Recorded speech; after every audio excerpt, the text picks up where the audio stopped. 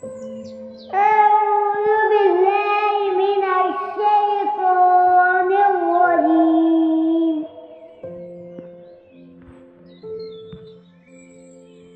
بسم الله الرحمن الرحيم.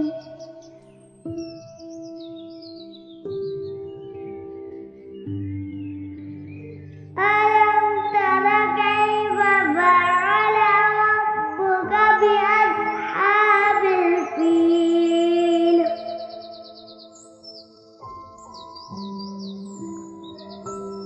ألم يجعل كيدهم في تضليل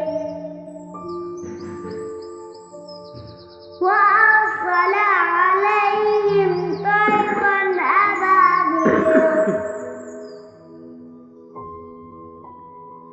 ترميهم بحجارة من سجيل